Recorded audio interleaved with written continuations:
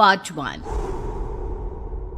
ऊंची ऊंची पहाड़ियों और घने जंगल से घिरा हुआ भैरवगढ़ गांव काली पहाड़ी के ठीक पीछे था। काली पहाड़ी यानी मौत का घर। भैरवगढ़ गांव तक पहुंचने का रास्ता बेहद दुर्गम था।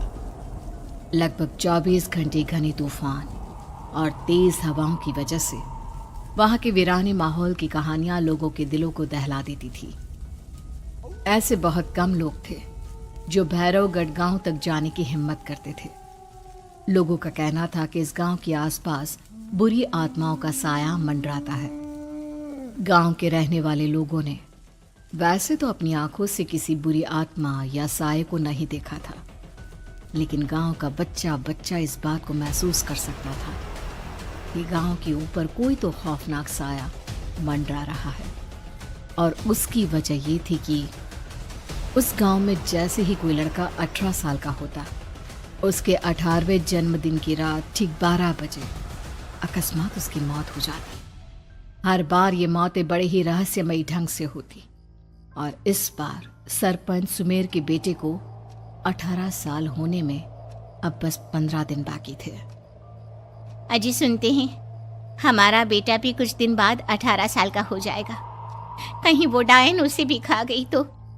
कैसी बातें कर रही हो? जब वो इस गांव में ही नहीं है तो कोई भी डायन या बुरा साया उसका कैसे कुछ बिगाड़ सकता है? उसे कुछ नहीं होगा। हाँ जानती हूँ, आपने उसे पढ़ाई के बहाने इस गांव से बाहर निकाल शहर भेज दिया है, लेकिन ये भी तो सच है ना कि वो बार बार यहाँ आने की जिद करता रहता है। वो चाहे कितनी भी जिद कर ले जानकी, पर मैं उसे इस गांव में कभी वापस नहीं आने दूंगा। मैं नहीं चाहता कि गांव के दूसरे लड़कों की तरह मेरे बेटे की भी अजीबोगरीब ढंग से मौत हो जाए।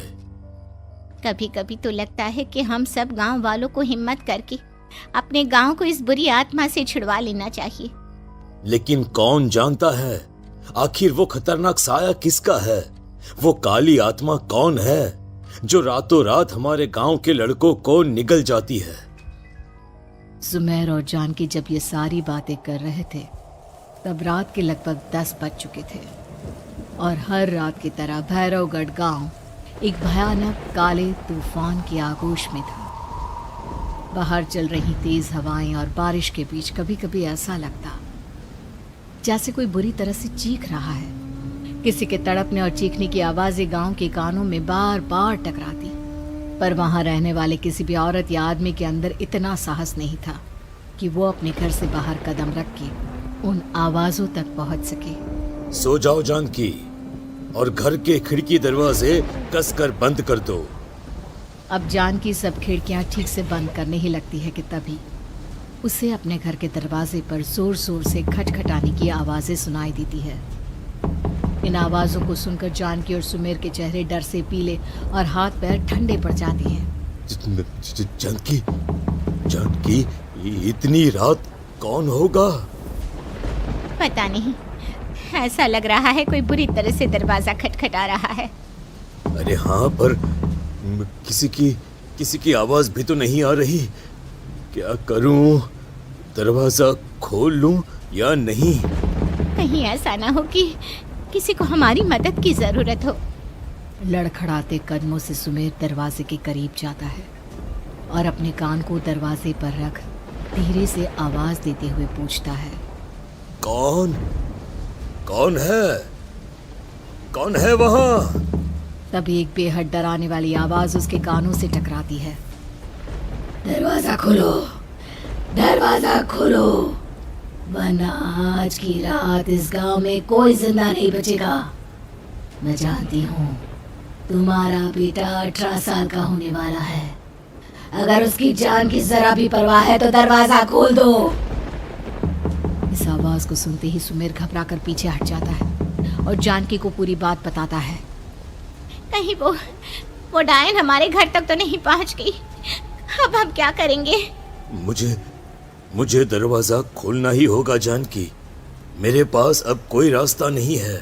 इतना कहकर सुमेर डर से अपनी दोनों आंखें कसकर बंद करता है और कांपते हाथों के साथ झटके से दरवाजा खोल देता है। तभी किसी के जोर से हंसने की आवाज सुमेर और जानकी को सुनाई देती है।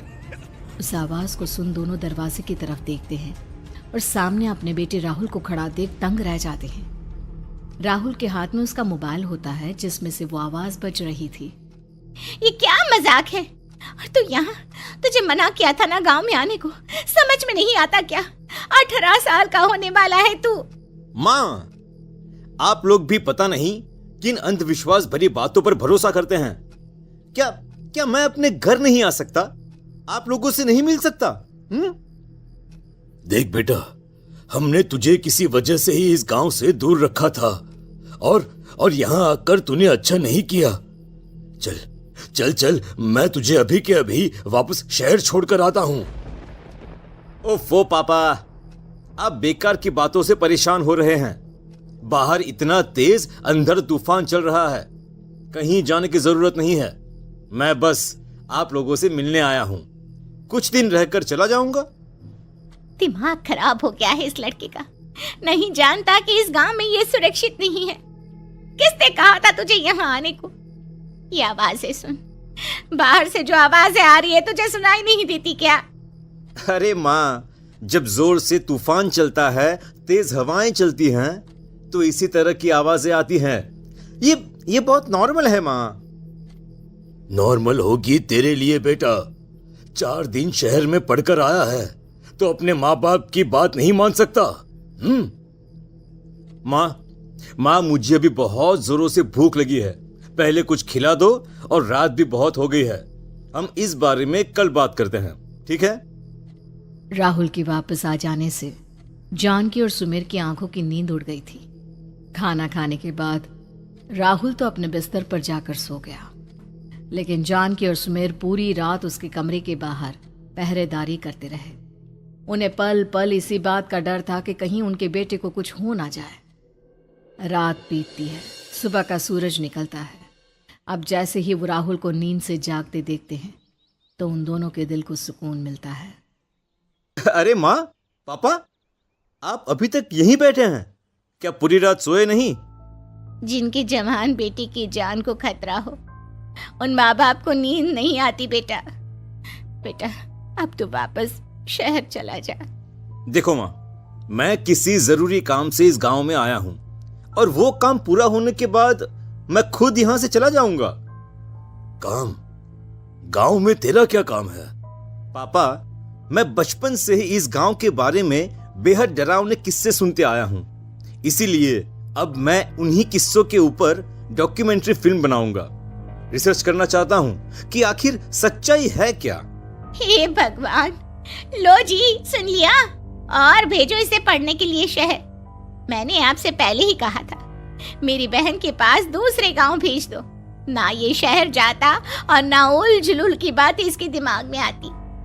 जानकी और सुमेर राहुल को समझाने की बहुत कोशिश करते हैं, पर वो किसी की बात नहीं सुनता और अपना कैमरा लेकर गांव की पास वाली काली पहाड़ी की तरफ निकल जाता है।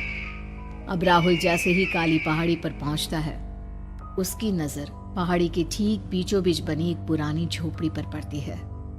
यहाँ भी कोई रहता है क्या? ये इंटरेस्टिंग होगा। राहुल की आवाज पहाड़ों से टकराकर उसके कानों में सुनाई दे रही थी। उसने चारों तरफ का नजारा देखकर वहां की तस्वीरें अपने कैमरे में उतारना शुरू कर दिया।